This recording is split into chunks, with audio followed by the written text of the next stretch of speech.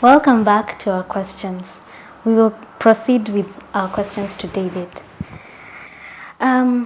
What is risk reporting?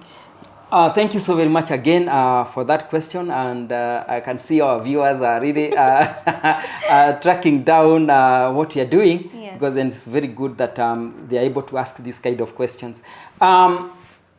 Reporting is a way for making the stakeholders aware of what is happening.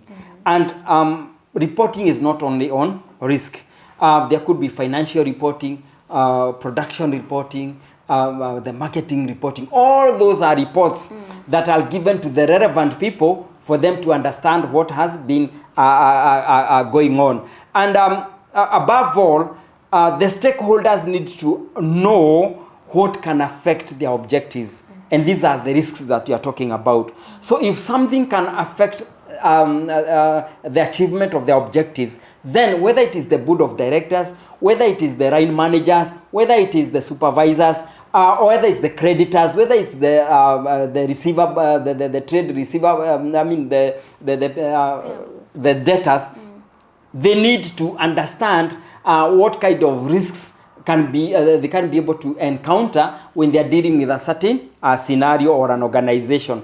And risk reporting, in its nature, needs to be simple.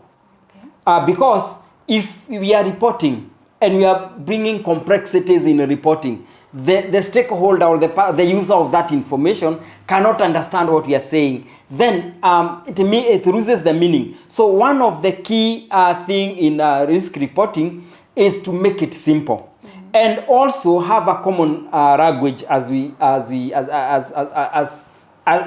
an organization.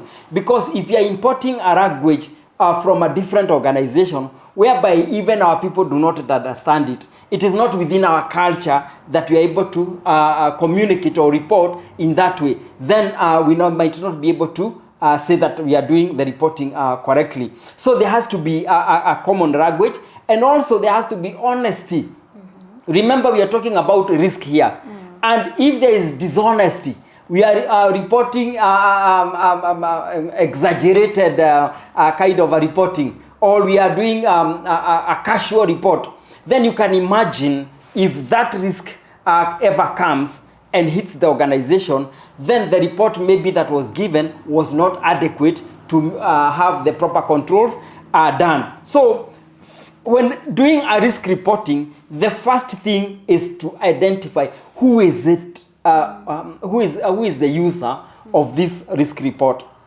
If it is about security, and it's about the intrusion into the organization systems, it's unlikely that that report should go to the board, and the board should start having meetings about the intrusions, because we have the information technology people, and we have other mechanisms within the organization that can deal with that. So those are the people to which reports should go to. And if it ever gets to the board, it should be a strategic one, that we have looked at these risks, and we are reporting to you that we have been able to control them, and we need in our strategic next year move, or 5 years to come, we need to put this to mitigate this kind of risk. So it is very important when reporting to understand to who am I going to whom am I going to give this report to, and also what to be communicated to the stakeholder. Is it an internal person? Is it an external person? The kind of reporting that we do to the marketing department within our organization is not the same information that we are going to communicate to our customers out there. So it is very important to distinguish to who are we communicating to whom are we reporting to, and now this brings the issue of stakeholders. And stakeholders are those people who have maybe an interest within the organization in one way or another.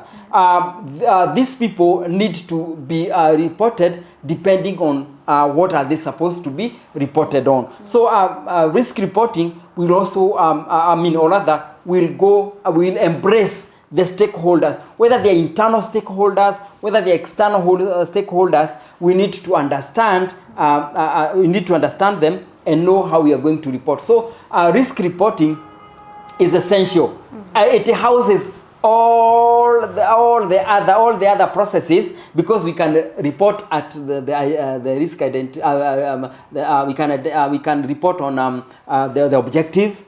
We can report on risk analysis. We can report on the risk response. We can report on the responding. We can report all those. We can report on them to the person who are supposed to get that kind of a report. So that is risk reporting. Oh, okay. I'm glad to hear that it's really diverse. So, David, does this risk report have a format? Thank you, Brenda. Any report will have a format. Whether it is a report that is done to government agencies, whether it is done in a private company, there's always a format.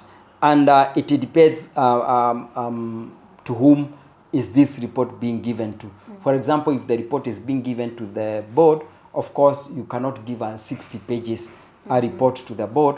It has to be in a format whereby it is a snapshot of what the board needs to hear. But generally, when we are doing a common report, we have to have an executive summary. Now, trying to detail what we are talking about. And also, we have to put the scope and the objective we want to achieve in that report. For risks also, we need to put an overall of the risk status that we are addressing, and also who are the risk owners, who are the risk actioners. We also need to put the details of the risk assessment we are doing. When we explain our risk matrix, all those are reporting. And also the conclusion. We cannot do a report and then just leave it. We have to put a conclusion and a reflection.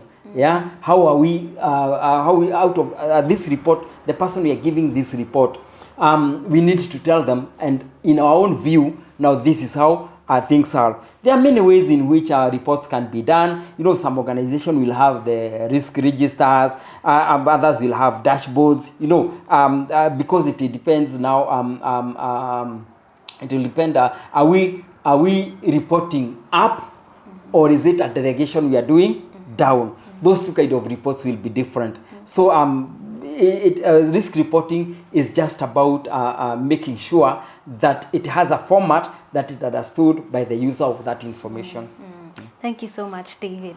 For more of this content, subscribe, like, share, and comment. See you on the next video.